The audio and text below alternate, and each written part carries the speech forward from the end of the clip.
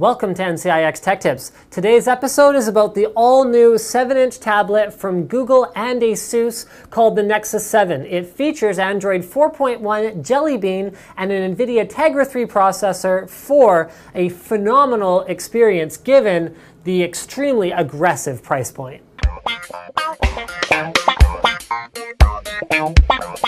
Let's get physical, physical.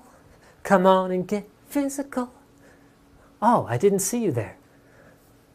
Let's talk about the physical attributes of the Nexus 7. So we'll start with the 7-inch IPS screen. It gives you great viewing angles, it gives you vibrant colors. It's IPS, so there's not really much to not like about it. It's not as bright as I've seen on competing tablets. However, it is still a very, very comfortable viewing experience in all of the scenarios where I've already tried the Nexus 7. A couple other things: it has a 1.2 megapixel camera, only a front-facing camera. No rear-facing camera on this tablet. In order to hit the price points Google was going for with the release product, some compromises did have to be made. However, I love the overall build quality of the unit. So it's using a Corningware Gorilla Glass on the front, and it's using a rubberized, grippy backing that honestly is the best tablet backing that I've felt yet. I'm not a big fan of metal backings on tablets because I find them to be slippery and they can make your fingers sweat if the tablet's a little warm and they get all stained and ugly, whereas with this is awesome. Exactly right, exactly the right thing.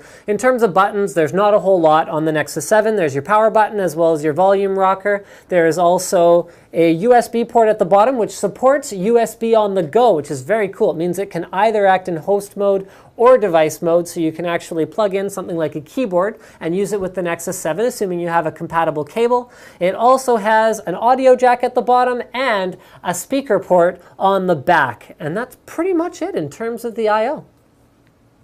Given the price points that it's launching at for the 8 and 16 gig versions that are available, one of the most impressive things about the Nexus 7 is the spec. So besides using an IPS screen covered in Corningware glass, you've also got a 1280 by 800 resolution display, which means that your pixel density is very high, which makes the image very clear and less fatiguing for things like reading books. And it also means that you can watch HD movies, that is 720p movies, without any downsampling whatsoever. Very cool stuff. It has a Tegra 3 quad-core processor, which means it's more than capable of running those movies and whatever else you want to run.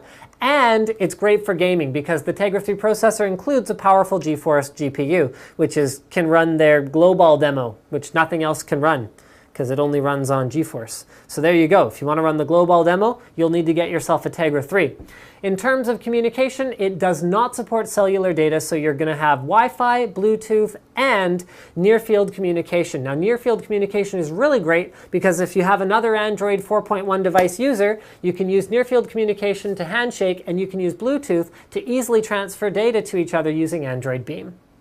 The Nexus 7 has the distinction of being the first Android tablet to ship with Jellybean 4.1, which has a number of very cool software highlights. So number one should be fairly evident just sitting down and using the device. It's called Project Butter, and what it basically amounts to is the most responsive tablet or smartphone or anything experience that I have ever encountered. It is absolutely beautiful to look at, beautiful to use, and feels very intuitive. They've achieved this using triple buffering, VSync, beefed up hardware with the Tegra 3 processor, as well as many software optimization tweaks. They've also done away with the browser. We are now using Chrome for our mobile browsing. Oh, right, one more thing about Project Butter. Text input is the smoothest it's ever been on an Android device. It can detect text and it's snappy and responsive, like as fast as you could possibly type. And this has been a major complaint for me on previous versions of Android, so I'm glad to see that they finally got it at the point where it really feels like using a keyboard, except that it is touch sensitive. So the Chrome browser replaces the browser, which just means better compatibility, although we have lost Flash. You can still install it unofficially, but over time it's going to work less and less and less. So Flash is being dropped from Android moving forward from here. And the other big one that people are talking about is Google Now. So all you have to do is swipe up from the bottom, and Google Now will give you suggestions, once you've set it up, about all kinds of different things. For example, before leaving work, Google now will try and suggest to you the best route to take, taking into account things like traffic, as well as the route that, would normally be fastest, and then now this one's going to be fastest, things like construction, closed roads, anything that Google has access to in terms of information, it will try to tell you all about it. If you're leaving for a vacation, it can tell you things like if your flight is delayed. So if you get Google Now, all you got to say is, yes, I'm in. Yes, you're giving Google more access to your personal information. However, the main theory is that they will be using it in a way that is beneficial to you, the end user. And for some reason, it's recording what I'm saying right now, and I have no idea why it's bothering to do that. So I guess there's only one way to find out for sure. Looks like it was trying to do a Google search using voice, so that's what it was. Okay, now I'm talking now, and it's doing it again.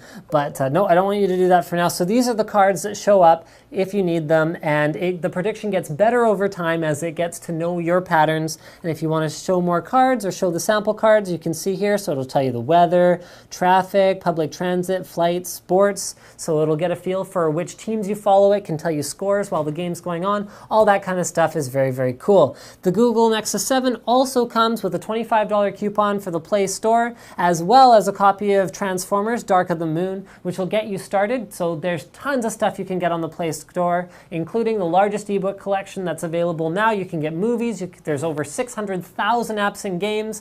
You can have access to magazines and music. You can even automatically import your iTunes library over to the Nexus 7. So I think that pretty much wraps it up. It's a pretty compelling value proposition, and for $200 to $250, you're getting a whole lot of tablet in a very small enclosure for a very good deal. Thank you for checking out this episode of NCIX Tech Tips, and don't forget to subscribe.